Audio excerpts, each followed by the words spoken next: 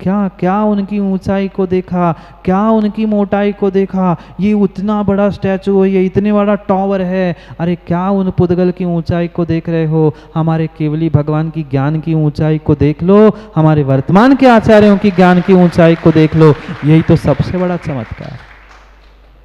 इंसान बनकर भी यहाँ बैठे बैठे, कमरे में बैठे बैठे कौन क्या कर रहा है सब कुछ कहने वाले वर्तमान की भी वह निमित्त ज्ञानी आचार्य भगवंत हुए।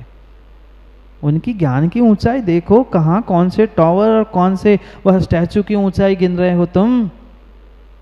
गहराई भी खोजनी है, गहराई भी खोजनी है तो आत्मा की साधना के उन निर्ग्रंथ गुरुओं की गहराई खोजो।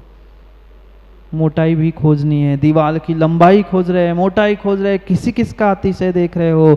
ये लंबाई चौड़ाई सबकी उन निर्ग्रंथ के भीतर है, पर उतनी श्रद्धा नहीं है, उतनी श्रद्धा नहीं है। क्या करे, कमी श्रद्धा की है। श्रद्धा को जागृत करो।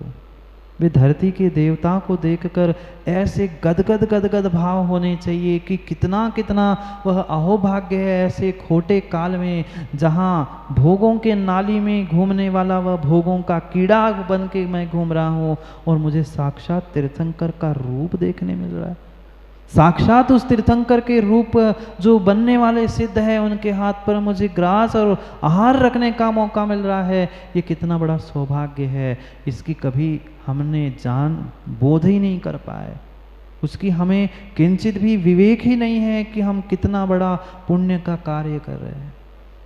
क्या करे राजेश पटना, आप जैसे जीवों को रोज फ्री के मिलते हैं महाराज, और आहार दे दी, पड़गान कर लिए, हमारा काम हो गया। वे बाहर के कई लोग आते, पप्पू भाई रोते, महाराज जी एक एक ग्रास देने तो मिल जाए हमें। हम आप जो कहो वो करने के लिए तैयार है, पर क्या करे, कुल की ऐसी प्रत्याशक्ति है कि वर्तमान में उनसे आहार नहीं ले सकते।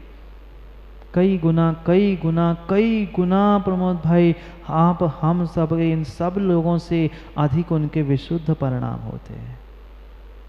पर क्या करें, हम तो कहते महाराज जी मन शुद्धि वचन शुद्धि, अब काय की शुद्धि, न मन की है, न वचन की है, न काय की है।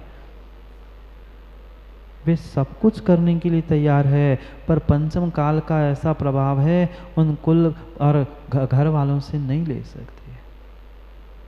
कितनी श्रद्धा उनके पास है और हमारी श्रद्धा कैसी है, टटोल के देख। दूसरों को नहीं देखना राजेंद्र भाई, बिल्कुल दूसरों को नहीं देखना, अपने आप को टटोल के देख लेना। नहीं तो ये आदत है आदमियों की, किसी को कुछ कह दो, पड़ोसी को देखो ये इसने किया, उंगली उधर नहीं इधर कर लो कि मैं कैसा हूँ, मैं कितना पानी में। क्योंकि दूसरों को समझाना बहुत बहुत आसान है, अपने आप को समझना और समझाना माँ बहुत कठिन है। समझ लो, कभी अपने आप को समझ लो, कभी अपने आप को समझाने का प्रयास करो कि मैंने आज तक कितनी गलती की। इस खोटे काल में, इस खोटे काल में अगर कोई चमत्कार है तो जिन रूप धरा नरा, जिनेंद्र भगवान के रूप को धरने वाले, धारण करने वाले ये धरती के देवता ही इस पंचम काल का सबसे बड़ा चमत्कार है। करो ना इस चमत्कार को नमस्कार। विनीत मोदी, हमें महाराज जी बाहर के अतिशय चाहिए, देवों द्वारा पूजित अतिशय चाहिए, वह अमुक चाहिए तमुक चाहिए। भाई ये बाहर के चमत्कार कोई बड़ी बात नहीं है, ये तो कोई मायावी जादूगर भी दिखा देगा। नहीं देखा आपने, जादू का खेल नहीं देखा कभी? वह जादूगर भी जादू करके देख देता है, कभी मिठाई, कभी पैसे, कभी कुछ बरसाते दिखा देता है। एक मंत्र तंत्र करने वाला भी पानी बरसा के दिखा देगा। कौन सा चमत्कार? कोई चमत्कार, कोई अतिशय नहीं है। ये जिन रूप धारण करने वाले धरती के देवता दिगंबर मुनिराज ही चमत्कार है। ऐसी ऐसी श्रद्धा को जोड़ने का सुमन शास्त्री जी आज के विद्वानों को आवश्यकता है। ऐसी श्रद्धा को जोड़ने का प्रयास करो, मत तोड़ो श्रद्धा को, मत तोड़ो श्रद्धाओं को। ये धरती के देवता तुम्हारे माँ पुण्य के उदय से तुम्हें सहज रूप से प्राप्त हो रहे हैं। बरसों बरसों तरसते हैं जीव, एक निर्ग्रंथ मुनिराज के दर्शन मिल जाए, उनके अंजलि में ग्रास रखे, उनको आहार दे। तुम साक्षात 24 घंटे उनके साथ रह रहे हो, फिर भी अनिल भाई तुम्हें कीमत नहीं है। इसलिए तो कीमत नहीं महाराज जी, हम 24 घंटे रहते हैं। विवेक चाहिए, बोध चाहिए, क्रियाओं का, उस क्रिया के साथ विवेक को समझा रहे हैं कि कितनी दुर्लभता से तुम्हें ये सन्निधि सानिध्य मिला था, उसका सदुपयोग करना सीख लो, सीख लो सदुपयोग करना। श्रावक का बोध कराने के लिए ही समझा रहे हैं। कल भी समझाया था, मुनियों को उपदेश नहीं दिया था कि आप जंगल में नहीं घर में निवास करना, नगर में निवास करना। इस श्रावकों के लिए समझाया था कि तुम भ्रमित मत हो, पंचम काल में दिगंबर मुनि किसी जंगल में बंगेला जी खोजने मत जाना। जंगल में रहने की आज्ञा पंचम काल में किसी निर्ग्रंथ मुनिराज को नहीं है। वह नगर में रहेगा पर नगर से अलग रहेगा।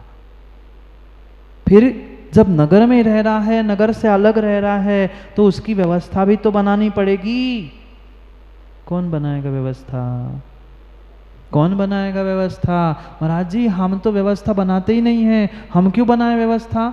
जहाँ जा रहे हैं महाराज जी वो ले जाए, जिनको ले जाना है वो ले जाए। हम तो फ्री में मिल रहा है, तालियां बजाएंगे 1 घंटा प्रवचन में, बस बोध करा रहे हैं। श्रावकों के लिए बोध करा रहे हैं, बार बार बार बार। जब साधु तुम्हारे इस जैन धर्म का गौरव है, आन बान शान है, हम उनके ही लिए काम नहीं करेंगे, फिर किसके लिए करेंगे? कर्तृत्व बुद्धि से भी मत कर लेना कि मैं कर रहा हूं इसलिए। ये मान कसाय की पुष्टि के लिए नहीं कर रहे हैं, पर श्रावकों को बोध हो कि मैं उस सिक्के का दूसरा पहलू हूं जिसका नाम धर्म है। उस धर्म रूपी सिक्के का मैं पहला पहलू हूं। वह पहला भले ही साधु है तो दूसरा पहलू तो मैं हूं। मैं अपने आवश्यकों का पालन नहीं करूंगा, मैं अपने कर्तव्यों का पालन नहीं करूंगा, तो कभी भी वह श्रावक और साधु के कर्तव्य नहीं बनने वाले। इसका मतलब ये भी नहीं है कि कोई दिगंबर साधु किसी समाज से, किसी व्यवस्था से, किसी कमेटी आदि से बंधा हुआ नहीं है। बिल्कुल नहीं बंधा अनिल भाई, राजेश पटना कि सोच लो अब तो हमने बांध के लिया रखा है 4 महीने के लाने। मुकेश भाई नहीं, ये भ्रम मिटा दो। ये कोई भी बंधन में नहीं है। ये मात्र आपको ही बार बार इसलिए समझाया जा रहा है कि आप अपने आप को श्रावक कुल में जन्मे मानते हो, तो श्रावक पने का बोध करके अपने कर्तव्यों का भी पालन कर लो। जो अधिकारों के लिए लड़ रहे हो, वह कभी कभी अपने कर्तव्यों के पालन पर भी दृष्टि डाल दो कि मुझे किस प्रकार से श्रावक के कर्तव्यों को निभाना है। और ये पक्का है, ये पक्का है, अगर हर श्रावक ने और हर साधु ने अपने अपने कर्तव्यों का पालन कर लिया तो किसी को कुछ करने की और कहने की आवश्यकता है। अपने कर्ता बुद्धि को, अपनी मान कसाय को हटा के हर श्रावक, हर साधु अपने कर्तव्यों का बोध करते हुए कार्य करेगा तो किसी के लिए कोर्ट में जाकर किसी भी प्रकार से अधिकार को लड़ने के लिए, अधिकारों के लिए लड़ने की आवश्यकता ही नहीं। पर क्या करे, व्यक्ति दूसरे के कर्तव्य को तो देखता है, ये नहीं कर रहा, वो ये नहीं कर रहा, उसको ऐसा करना चाहिए। मैं अपने आप को देखूं ना, मैं श्रावक हूं तो श्रावक के कर्तव्यों का पालन कर रहा हूं क्या? मैं साधु हूं तो साधु के कर्तव्य का पालन कर रहा हूं क्या? अगर दोनों भी यथार्थ रूप से पालन करेंगे तो दोनों कल्याण करेंगे, नहीं तो दोनों भी डूब जाएंगे। व्यवस्था समझा रहे हैं, कर नहीं रहे व्यवस्था। नहीं तो ये कह दूं कि आचार्य भगवान व्यवस्था कर रहे तो वे भी कर्तव्य में डूब जाएंगे, नहीं। श्रावकों को अपनी व्यवस्था समझा रहे हैं। ये जो तुम्हें दान देने की बात कही है, वस्तु का त्याग करने की बात कही है, उससे किसका कल्याण होगा, किसके लिए देना है, क्या क्या देना है, उसको समझा रहे हैं अगली गाथाओं में। देना तो है, व्यवस्था तो बनानी है, पर ऐसी व्यवस्था बनानी है जिससे स्वयं का भी कल्याण हो और सामने वाले का भी। ऐसी वस्तु, देय वस्तु मुनियों के लिए क्या दे सकते हो? माँ दे सकते कुछ? क्या दे सकते? एक बार आहार दे दिया, और क्या दे देंगे? 24 घंटे में कितनी बार? एक बार आहार दिया और लिया कितनी बार? 23 घंटे ले ही रहे हैं।